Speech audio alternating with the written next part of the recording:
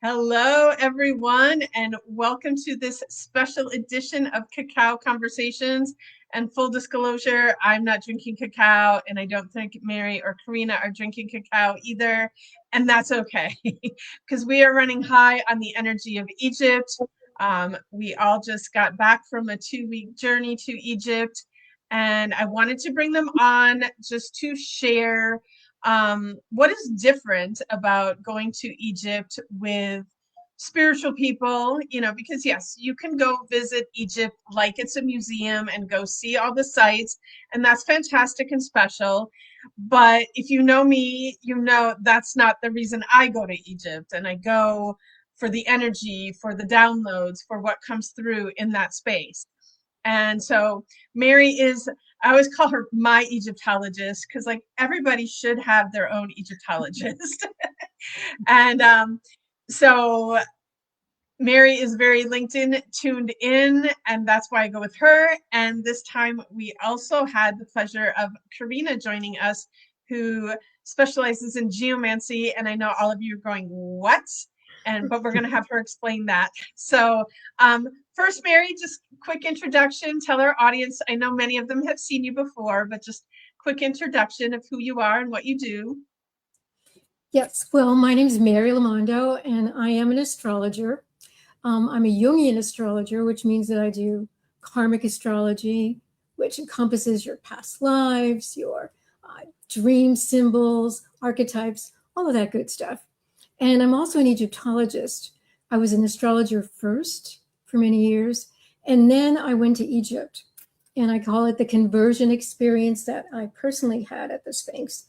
And while I was there, I was probably in 1990, I just got called. And when I got called, it was like, okay, I had to figure out how to come back and be in Egypt and understand all this, because it was like a tone that emitted out of the Sphinx itself. And I was with a group, and the group was a very specialized metaphysical group studying different things about esoteric Egyptology and alchemy and all of that good stuff. But I was in my own little world there at the Sphinx. And it was like I'm hearing things and seeing things. And it was like my first experience in Egypt. So I thought, okay, whatever this is, I want more of it. And I figured out how to arrange my life so that the next year I went back to Egypt and studied at the American University in Cairo and got a second undergraduate degree in Egyptology. Then I lived and worked there. So it's kind of like the esoteric experience of being an astrologer, being metaphysical, being into psychology, symbols, all of that good stuff. And then Egypt was like, oh my gosh, I'm plugging into like the biggest battery on planet Earth.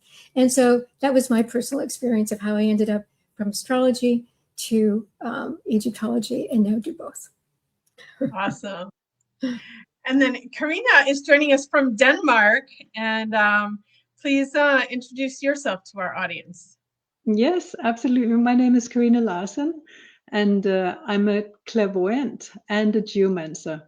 And like what Julieta was saying before, nobody probably knows anything about what geomancy is. So I'll just very briefly explain what that is. It basically is to learn to work with the energies that you find at sacred sites. So it's like seeing the earth as a living being. And then what a geomancer does is very similar to if you go and get acupuncture. You get maybe little needles in at different pressure points in the body. So it's quite similar what a geomancer does out at the different sites that we visit. We can tune in clairvoyantly, and then if there's anywhere that there's stuck energy, we would do a little healing at the site and clear it in order to get down to the original pattern and the original energies that were there at a site. So that's pretty much the thing about geomancy. Sometimes it can take a very long time to find out what's at a site, depending on what's been happening there before. So it's always really good to know the history of a place. If wars happened there, if people were killed there, or something really kind of I would say, something special happened and you find out about it, it sort of helps you understand a little bit better what it is that you're looking at or what you're picking up when you're going to a site for the first time. So that's a little bit about that. How did you come into doing the geomancy work? So when I was about 30 years old, I had this massive depression, and it was almost like I knew that what I was doing in my life was definitely not what I was meant to do. And then I had a vision. I saw a blue angel, and she told me that it won't be long, but your life is going to change quite a bit. And then when I was doing a project in New York, I was doing a project for the workplace that I used to be at.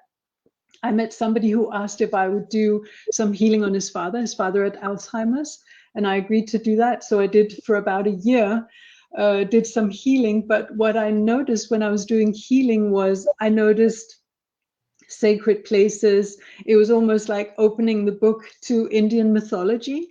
And then I did a little research to find out, what am I looking at? Because I know when people do healing, they would say, oh, I could see something wrong with the heart or whatever, but I was seeing sacred landscapes. And then I decided to figure out what that's all about.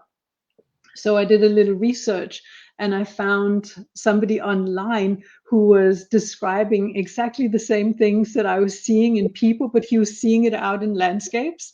And I found this guy who lives in Santa Fe, New Mexico, Richard Leviton, and I decided to send him an email. He responded in a couple of hours, and so I thought, well, that's fabulous. And he said he would do like a special course for me. And I went there, spent 10 days out in the landscapes. Like, we were meditating 10 hours for 10 days. And that's how I learned about geomancy. And I wanted to find out, how did you come across these tools, and how did you find out about them?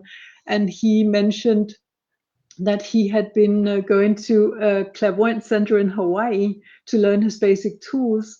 So I decided also to enroll in the clairvoyant center of Hawaii, and I was learning all kinds of stuff there for about 9 years. So developing my clairvoyance, learning healing skills. But the main thing and my main passion is the geomancy, is working with the landscapes. So, but the clairvoyance is just a nest. Like, that's how I approach geomancy. It's through clairvoyance. That makes total sense. So I'm curious, it's funny because we were together for 2 weeks, but we were all, because we just kept going and going and going, we didn't get to talk a lot about what you experienced in these sacred sites. So I'm wondering if you can pick one or two of the sites we visited that really stood out to you, and like, as a geomancy practitioner, like, what did you find there, and what did you do there? Yeah, absolutely. So one place that really activated something inside of me, I could say, that actually was Abydos. And that was where normally it's known that Osiris's head was buried at Abydos. In geomancy, we call that particular feature a head of God. And that really did stir up something inside of me. I had an amazing dream after being there. And literally, I felt like my heart was on fire, and that it almost felt like the eye of my heart opened up. And I walked down some stairways and saw inside of myself a massive temple made of red granite. And I know that that whole experience was triggered by going to Abydos. It felt like I was walking through gateways inside of myself. In fact, it felt like I was walking through gateways to get to the realm of the dead. But then I was able to come back up and be in my body. But in the meantime, it was like I woke up in that dream and talked from the friend that I was sharing a room with when we were in Egypt. And it's quite a unique experience. It's something I've never experienced before, seeing my own body, or the insides of my own body, as a temple. and realizing that all of the spells and all of the hieroglyphics in the temple at Abydos somehow activated things inside of me, so that my inner temple got activated. So that was really quite something. Very special. Any other highlight you want to talk about? Yeah, you are the general. And you want me to share another story or something else? I would love to. Yes. Okay. All right. So we were staying at a beautiful hotel right on the Nile. And what I discovered was that the waters of the Nile somehow interact with your dreams. So I was in another dream that I had there, and it's quite funny because normally when I do geomancy, the things happen at the sites. But here in Egypt, because it wasn't like a geomancy centric trip, we were together with a group, and so we were kind of following along and all of that. So, but the temples were working with me anyway, because that's just how I'm built. So what I noticed, I was in one of my dreams, I was in this huge pyramid, and the pyramid had a very big chamber up the top, and the chamber was made of silver and gold. And I was up there. I was holding a small child in my arm, and to me it seemed like this is my brother. And there was a girl walking behind me when we left this big chamber, the big golden and silver chamber upstairs. And the girl that was with me was the student who also traveled with me in Egypt. But it seemed like doorways were open to a past life, and I was seeing myself probably meeting her for the first time, and somehow holding my brother. So we walked down some stairs in this pyramid that I was in the dream, and we walked into a room, and the room was, I think it was half full of water. So I was walking through water, even though there was no resistance from the water. So it was just like the water didn't act like water. It was just kind of an energy, but it looked like water to me. I opened some golden doorways, like double golden doorways into another room, but the water didn't flow out. It just stayed. And so I was accessing another dimension. And I know that both the waters of the Nile, but also the temples, and especially going to the pyramids and all of that, is definitely somewhere I've been there before. I've been there before in this life, but I've also been there before in the past. And when you walk in your own footsteps to places that you've been in the past, it starts to activate things inside of you. So I know in Egypt, it felt like for me that this was where I first came in.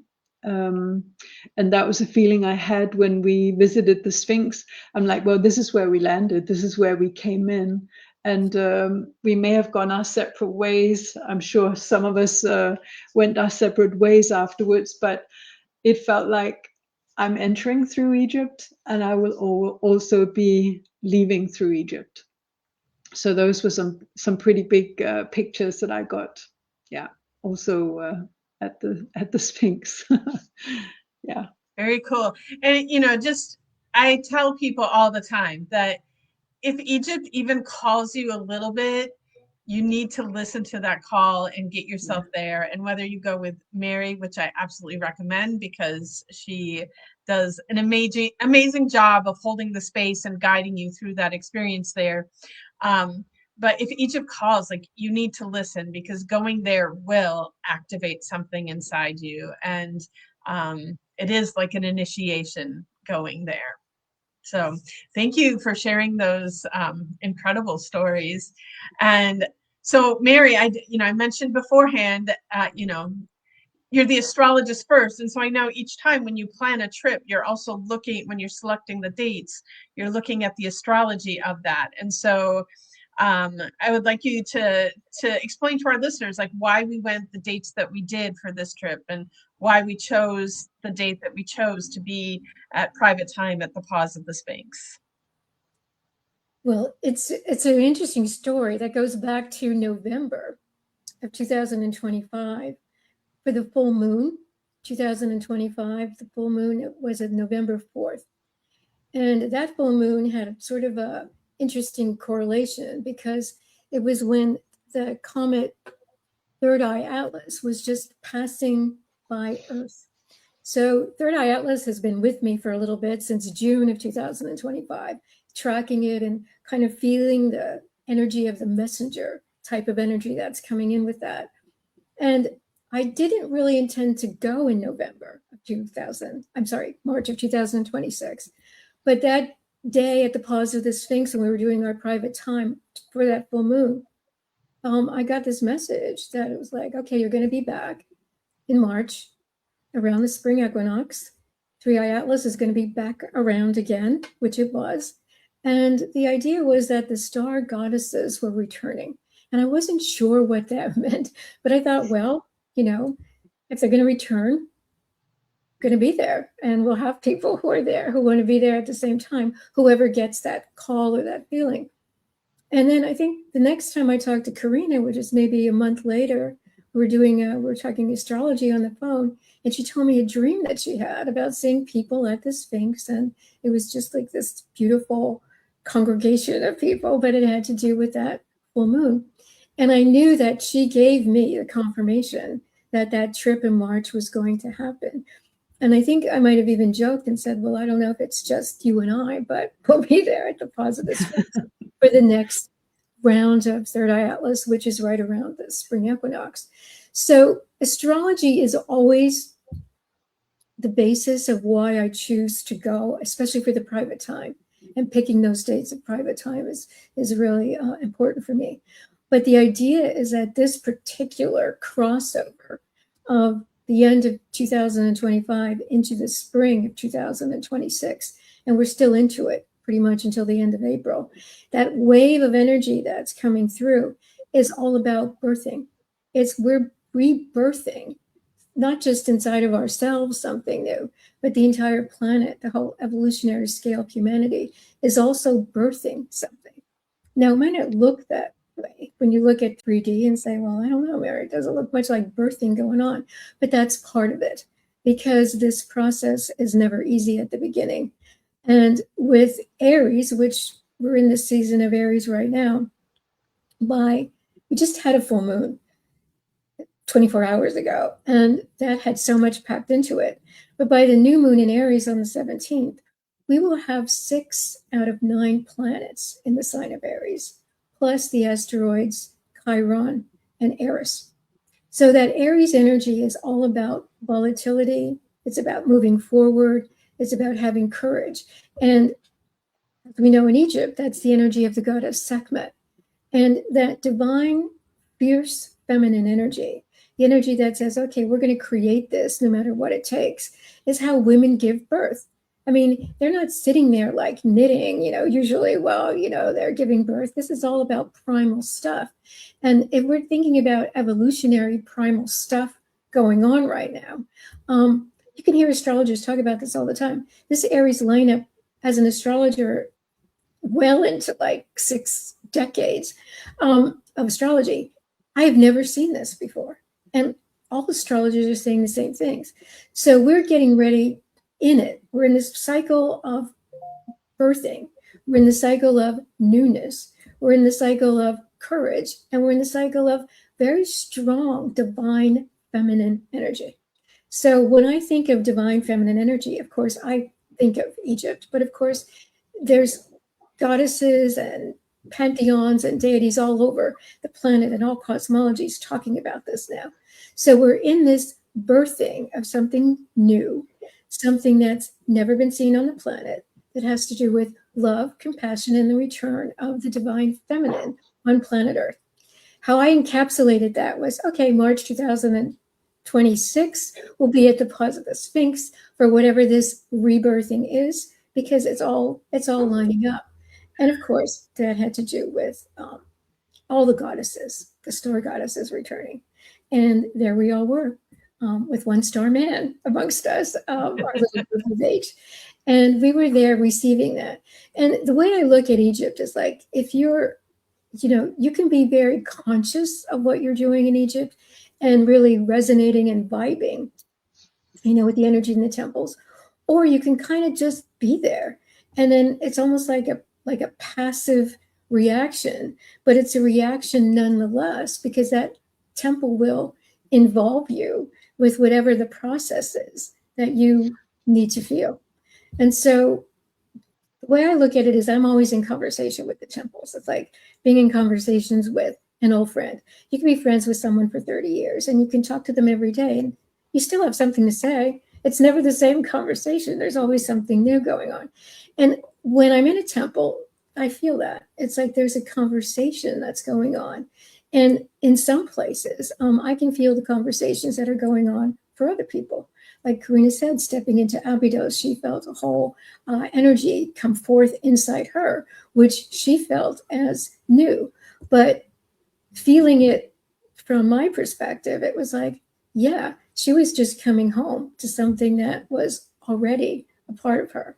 And opening those doors inside each temple is something that I just give access to. Everyone brings their own self to that. And Egypt is kind of like it's like a machine, really. When you go in these temples, they activate you as well as you being activated. Or a lot of New Age people think, oh, I'm going to this temple and I'm activating the temple. Well, on one level, we are, because it's a really proactive process. But a lot of times, most people, especially people who are on the sort of like not really sure what's going on level once they're there, the temple actually works on them. And then, as Karina said, when you retrace your steps and maybe go back twice or three times, or, like Julietta, you've been there like 4, 5. I have people who go with me who've been like 7, 8, 9 times to Egypt with me. So it's like it becomes part of you. And then what you're doing is you're having to activate this gateway or doorway or portal, if you want to call it, which Egypt is, for the rest of humanity to receive that cosmic sustenance, that energy that comes through the portals in Egypt. A lot of them are different, but the Sphinx to me is always like the mother lode. It's like, just as Karina said, it's like where we come in, if you're a certain soul group, and where you will go out. You don't physically need to be standing there when you decide to leave the planet, but it's this idea of the soul group that you came in with. And that soul group, I totally believe, is connected to Atlantis, pre-Atlantean Egypt, and also the star Sirius, which is the home of Isis. So all of that, star goddesses returned, and that's why I chose that day to be in Egypt this spring. As you were speaking, it was the thing that stood out for me the most on this trip was, the only way I can describe it is closure. And I don't remember exactly where we were, but I had this moment of, I don't need to come to Egypt anymore to experience Egypt, because Egypt now is completely within me. And my previous trips, when I left Egypt, I left with this feeling that I have to come back. And this is the first time I left the trip, and I said, I don't have to come back again. It doesn't mean I won't come back again. And funny story, like literally I was home for a few days and a friend approached me and said, I want you to take my friends to Egypt. I was like, oh, okay. I guess now that I've released the attachment of needing to go back, it will facilitate it and allow me to go back more easily and more readily. But yeah, just being in those temples and those sites, it definitely has activated whatever that that energy, that gift that Egypt has to offer all of us. It's like now fully alive and active within me. And I don't need anything outside of me to connect with that.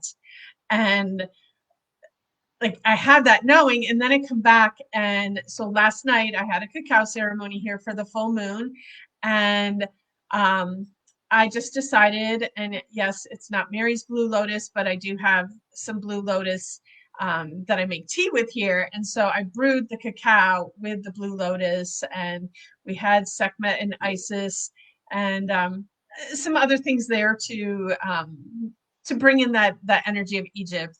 And all of the women that were present at the cacao ceremony have been to multiple cacao ceremonies of mine. And they all said, like, hands down, without a doubt, there was something extra special about that cacao ceremony.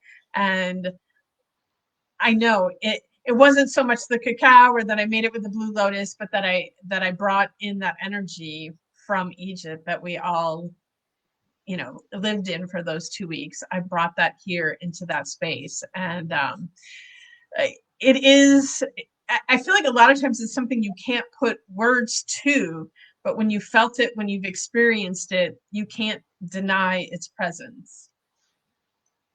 Well, I had a friend of mine who once said on, the bottom of my brochure when, I advertised for the trip, they have to say, warning, go at your own risk because you will be back again. It's almost like if, and even the people I work with in Egypt, the tour company people, they can't believe, they see people bring, tour leaders bring people over. And then, most people go to Egypt once in a lifetime and that's it. They've done Egypt and that's it. But with my groups, people have come back, like 3, 4, 5 times. And what it is I think, again, it's a certain soul tribe, if you will, that there is something about retracing those steps and opening the door a little wider. Like you came back and people wanted to go with you because they feel the energy you're emitting. It's like a sound. It's like that sound I heard at the Sphinx. It's indecipherable on the 3rd dimensional level, but once you raise your frequency up to 4, 5, 6 and above, you hear these things that normally people don't hear. And so people don't know that they're hearing it because it's a vibration. However, how it's being translated is, oh, I want more of that. And if it's someone who's a seeker, who's an initiate on the path, they're going to say, well, I need, like I did in the beginning, I need to go back there. And I couldn't just travel there. I had to live there and immerse myself and sleep in the temples and do all that, which back then it was much, much easier to do that. I don't know if you'd be able to. I guess if somebody had intention strong enough, they'd be able to do it. But I'm working on it. Yeah, the powers that be get a little bit more difficult than back then, where there were not so much rules and regulations about things. But also, it was a simpler world. 35 years ago, it was a simpler world on so many different levels. So now we're in this accelerated frequency. So things are picking up, and people who may have never felt like they wanted to travel or go to a sacred site or get some of that energy, whatever it is, are waking up because that's the vibration we're in now. So I'm sure Karina's work is going to get more exponentially increased and expanded as well, because those sites are talking.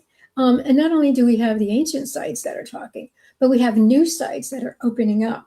Like, the ancient ones are there, like the ancient mountaintops and things like that. But we're also having these new pockets open, which to me is really exciting because it's not really work that I know how to do. But I can imagine that, for someone like yourself, Karina, must be really exciting to like discover new places that are just opening, that are kind of like the new energy encapsulated with this Saturn and Neptune and Aries and all of this, birthing going on. So the Earth is not static, and it's, no matter what anybody says, the Earth is not on her way out. No way. No. Humans may be deciding to take themselves out in great numbers, but in terms of the Earth, no, the Earth's always going to be here. But the idea is what's the new Earth that we, as stewards and stewardesses of the Earth, I guess, what's our job? And that's what I felt called to be in Egypt for all those years ago. Was like, well, if I'm going to work, and I love my work as an astrologer, I love working one-on-one with people. That's my superpower. But the idea of working with the collective energy, I thought, I'm going to do that from Egypt because I like it there. And it feels like, yes, I've done this before. And it's not about bringing people to tour there. It's about opening that gateway that has to do with this frequency ascension. Because to me, ascension is just that. It's just rising to a certain level of frequency in our bodies and in ourselves. and realizing, yes, we are the temple. The temple is us. We are the gods and goddesses that walk the earth. And, some of us actually were around and built some of this stuff. So, of course, we know where the Hall of Records are because we were helpful in putting them there in the beginning. And that's something that it's almost like you just don't wake up to that. It's a process. And so when you said, Julietta, that you had a closure, there was probably a process of seeking, being on a certain level on the initiatic path that you completed for yourself. It's like going from being the student to being the teacher. And not that you're not a teacher and everything else that you've been doing in your life, but this feeling of this particular initiation path that has to do with Sirius, Atlantis, and Egypt, what that was that you may have been looking at through different lenses now came up close and central and very, very personal with this last trip. Because I remember when your first trip it was just Julietta and I in Egypt, and you were ready to leave the planet, and go with the star people back then. So it's almost like you had to be embodied more here to get what that was all about. And now, and as Karina said, retracing your own steps, it's like, oh yeah, now I got this. This is really what is integrated now. And that's why why your last cacao ceremony was different, and I'm sure it was because of your energy. And I'm positive, like there's no doubt in my mind. So I have to tell you, you've been in the room that I have where I lead these ceremonies. And so we did a Turkish coffee and Temple Tales event the Saturday after we got back, and two of the other attendees were present. And so I have some different Egyptian tapestries that I put on the wall. I have this Isis that's been there for a while. I have this other, it's hieroglyphics, and I really need to ask you, Mary, to describe more what's going on in this scene, because it's women in the scene, and I'll have to show you next time so you can see it. But my friend Doris gifted me a Sekhmet tapestry. I've been looking for one forever, hadn't been able to find it. And so for my birthday this past year, she found one and gifted it to me. And I hung it on the wall. It's on these clips hanging, and it keeps unclipping on one side. And I put it back up. I'll go back in the room a few hours later and it's down again. And even last night before the ceremony, it was down. I put it back up and it came down again. And the women in the room, they were all going investigating, how is this happening? There is no physical explanation for how this is happening. But I'm like, Sekhmet is definitely trying to speak to all of us. And I don't know. I will say, getting into a space of the impossible is possible. And, but I don't know if you have any other ideas on why this is happening. And well, it is interesting that, you're mentioning Sekhmet today, because today the astrology for today is the planet Venus in Taurus square Pluto, Venus square Pluto. That's very fierce feminine energy. And again, to me, that's always Sekhmet when we're getting that. And so when you embody the archetype, which you do so well with Sekhmet, I think she's giving you the message. Okay, I'm here. Yes, I am part of this. I am now part of anything that you do. I'm not just separate over here, but I'm here, and acknowledging that. And just, you today, especially because today's a real powerful day for it.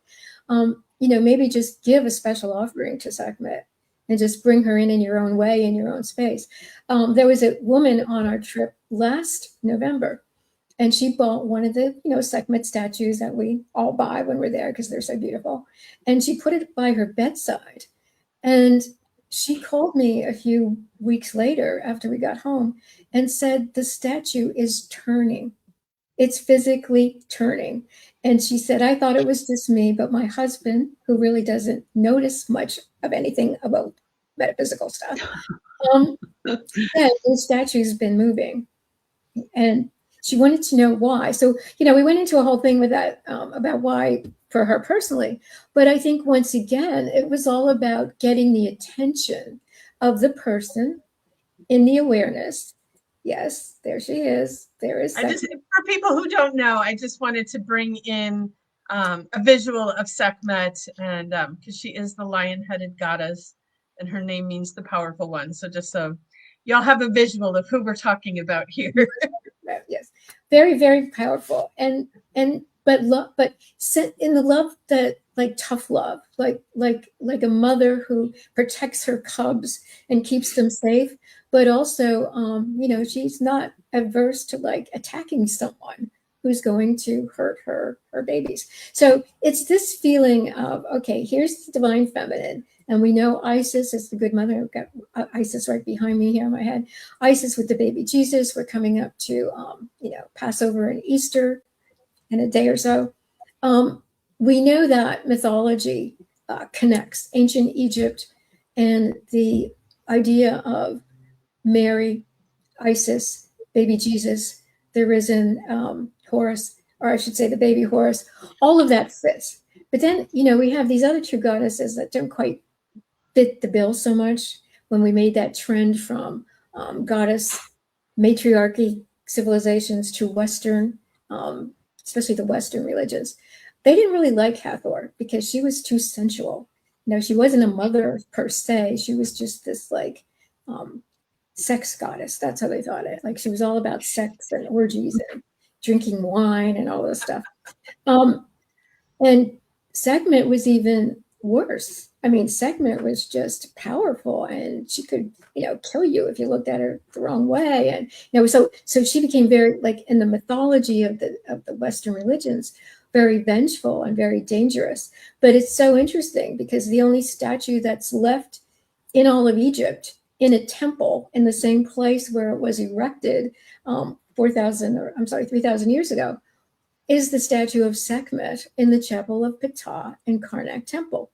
And again, my jury's out. There's all kinds of explanations about why they left her there. But the truth is she's still standing there. So no one's ever moved her. And now they're excavating all around her. And they've also made it that now you have to have private access, like private time to go into that chapel, which is crazy because for 37 years you could just go in there whenever you wanted to, but that's a whole other story. Now this idea is what's so primal and what's what she connected to on other dimensional levels that keeps her there. And so every time I go into that section of Karnak Temple, I think of that. And it's like, so now she's making her presence known in your office, in your room, in your meeting room. So it's like, okay, well, maybe, you're not going to go back in and have private time right now with her where she is in Karnak, but she's alive and her presence is viable with the work that you're doing. And I think that we're doing that now with all of the things. And one of the things I like to tell people when we go to Egypt and we go into these sacred spaces, it's like it doesn't stop there. Something now is in your DNA and it will be there forever. You don't have to, you can choose to not do anything with it, like latent DNA or, all that stuff that we talk about with the brain. But the idea is that if you want to work with it, it's there now and you've gone through the gateway. That pineal and pituitary gland has to do with opening the gateways. And so Karina and Juliet and the people who have been inside the King's Chamber really got that on the day that it was so vibed up. I mean, it was just, do you want to say a little bit, Karina, about what you felt when you went inside the King's Chamber? Inside the King's Chamber, yes, absolutely. I mean, it was just a brief moment because the guides or the guards that are there don't really want you to do too much. But I put my hands just on the wall. I wasn't in the sarcophagus this time, but I just put my hands on the wall, and immediately I noticed the doors disappearing, and almost like gateways to another world are opening up. And it was literally, it happened in less than a minute, but it was so clear to see, and the energy in there was just so pure and really quite different from the energy in the King's Chamber with all the busyness of everyone going in and out of there.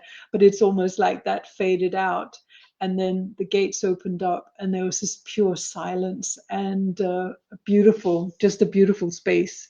So that happened in just less than a few minutes up in the King's Chamber. Yeah.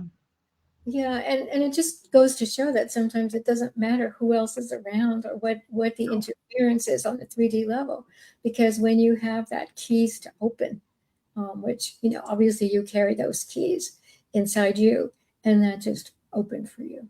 And that's a, and I always tell people, like, the experience is yours. It's like there's no guidebook that says when you go into the Great Pyramid and you have that time in there that you have to feel this, or if you don't feel this, then something's wrong with you. This is your experience, and so opening that was something that was particularly for you in that experience. And you know, it's why when I do go inside the King's Chamber with people, I tend to not really want to ritualize it that much. Maybe sometimes we'll have people who want to go inside the box, inside the sarcophagus, lie there, and if they want people to tone, usually there's people who do sound healing that are just ready to stand there like two angels on either side, and you know, do a tone for that person. Some people want complete silence. Some people, like you, just want to feel it and not necessarily go into the box. But that is something that once you move through that, that's an initiation that probably you've been through in another lifetime, and you come back now, and it's like, okay, it's like I said to Julieta, I got this now. Like, I got exactly where I'm supposed to be in time and space, and this is it. It's like you hold that now inside, and the people that you work with and come in contact with, whether it's family members, clients, just people in general, like you could be standing next to you in the grocery store, that tone, that sound is just emitted now. And it's, again, it's like we talk about this a lot, like the 7 chakras that we know of that we work with in the body and healing, that once you get to a certain level, and the King's Chamber definitely accentuates this level, you're working with 7 higher chakras, and that's a cycle of things happening that you can't explain. And it's not just being psychic, because we know pretty much, like, at this point we're all psychic, but this idea of working with it in a physical body, in a heightened physical body, like a body that does more than what it's supposed to have been told that it can do. And just real briefly, my first experience in the Great Pyramid was I did go inside the box. And as I was laying there, it was quiet. I heard a voice say to me, "You're here to push the envelope on the human condition." And I thought, like, I'm like 37 years old laying in that box the first time, thinking, like, I don't know what that means, but it sounds good. And the idea of it was that what came to me later, much later in Egypt, was that the body is the temple and sound is the key. So this is what we've been working through for, you know, decades, is this idea of this body can do more than it was programmed to do. And if you do sound healing, sound toning, work with sound, even this idea of this sound that you can't hear, all of that is our next step that we're moving into. And I think it's really exciting because the age of Aquarius knows no bounds in terms of all of this. And when we talked about the goddess Shata, another really beautiful Egyptian star goddess, she wears the 8-petaled lotus upturned on her head. And so that's a lot of the idea of working with the higher chakras, because the stem of that flower comes right out of her 7th chakra and goes up into infinity. And so we're looking at, wherever you look in Egypt, there's a symbol that tells you something. And the hieroglyphs, even simple as an Ankh, I think every single person on the trip this time has something with an Ankh, whether we got an Ankh pendant or we got an Ankh wand or a mirror. You know, Ankhs were everywhere on this trip because of the divine feminine energy. But that symbol itself is so amazing, because when we see them, we see the goddess is holding the Ankhs on the temple walls. Usually she's holding it behind the pharaoh or the god, waking up that spinal cord, which is the gateway. I mean, raising that kundalini with the Ankh. So yes, it's the key to everlasting life. It's the key to working with all kinds of other energies. And once you go through that gateway, we go through the room the womb, which is the Ankh, that Venus sign, and then we exit through that. That's why Hathor is the goddess of birth and also the goddess of the West, the goddess of death. So we're looking at so many symbols. I could do a whole 3 hours just on the symbols of that. But the idea is when those symbols start moving and talking to you, like your tapestry, you want to take that really seriously because it's not a fluke. We're living in the land of synchronicity now, the dimension of synchronicity. Because we were talking about the Great Pyramid, and this time I actually chose not to go in.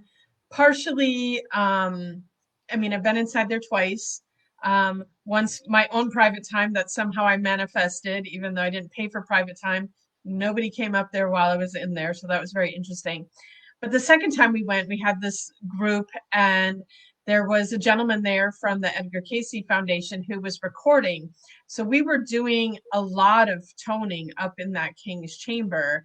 And it was so interesting to me because, and not even our whole group was up there. I think there was 8, maybe 10 of us in the chamber, but it sounded like there were 100 people in there with us. And I know specifically, we only had 2 men in the group. And yes, they were up there intoning, but you could hear many more men's voices while we were there. And also interesting for me, I heard my own mom's voice while I was in there. Wow. And and that time I did get in the box, and everybody had 2 minutes in the box, to make sure that everybody had time in there. And they were toning while I was in there, but as soon as I laid down, I left my body. I don't know where I went, and you have your theories, but I don't have any remembrance or something to say this is what I experienced. All I remember was leaving my body, and then when my 2 minutes were up, I felt myself drop back into my body, and I came out. And these are things that you can't make up, but you go in there you're going to experience something. Each one's experience is going to be different, but if it's calling you, get over there.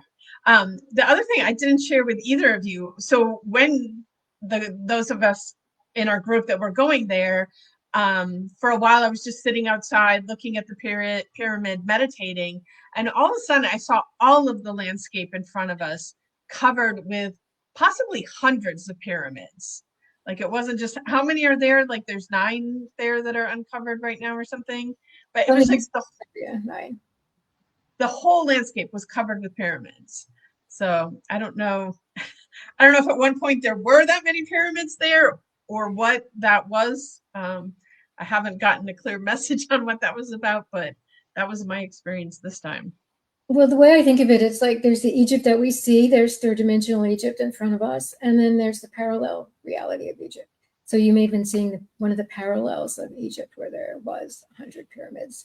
And that's something that's real. It's like the myths of Babylon. Okay, it's real somewhere.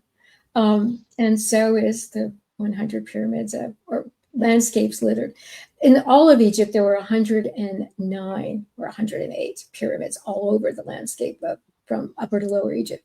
But up on the Giza Plateau, you're right, there was 9 to begin with. So we're, that again, you're seeing it with different eyes. You're seeing it with the eyes that have to do with perception of dimensions that as we're walking on 2 legs, we don't really, we can't, it's almost like we can't know all that all the time because it would just be too overwhelming. It'd be like doing LSD 24/7.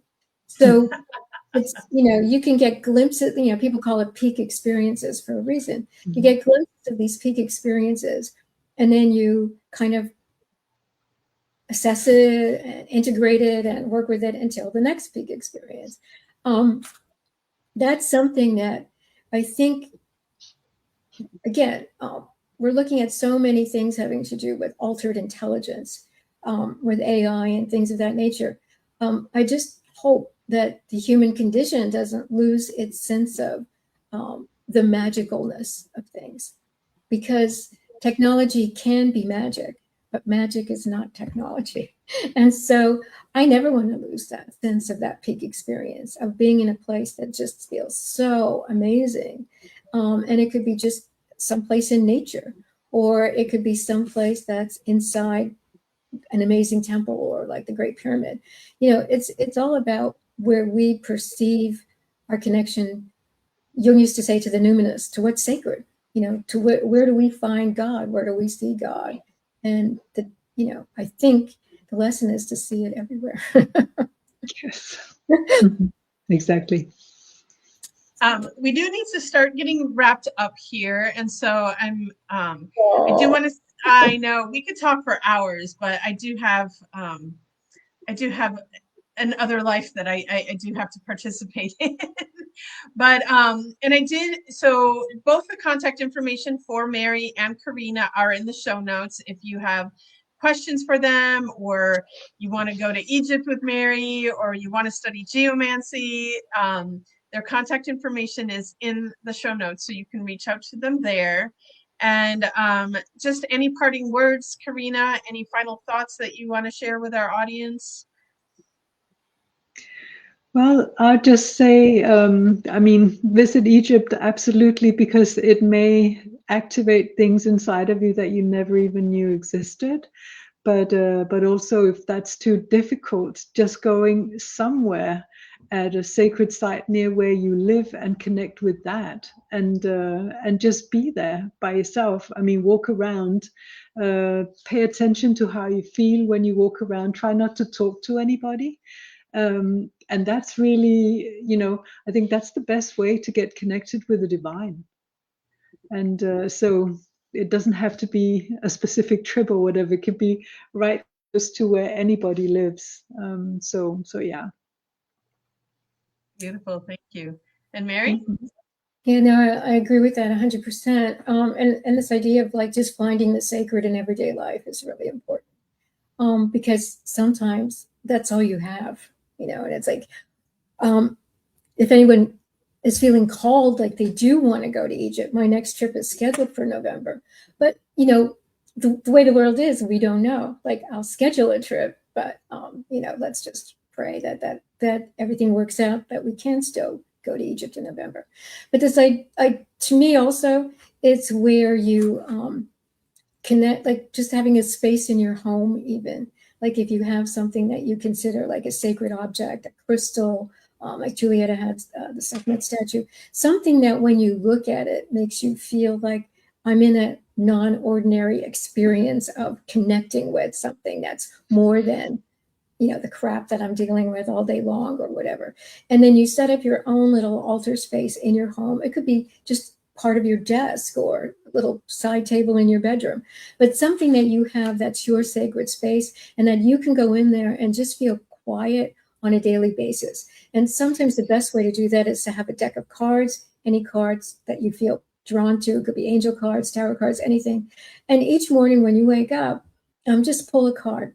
And that sets your tone for the rest of the day. That gives it kind of like a sacred ambience, something that you've done that connects you to something that's greater. If you can't walk outside, or if you live in a place where that's not easy to do, or if you're not that amble enough to do it yourself, that pulling a card, saying a prayer, just connecting with something that gives you a sense of divinity and specialness in your own life now is going to be more important than ever before.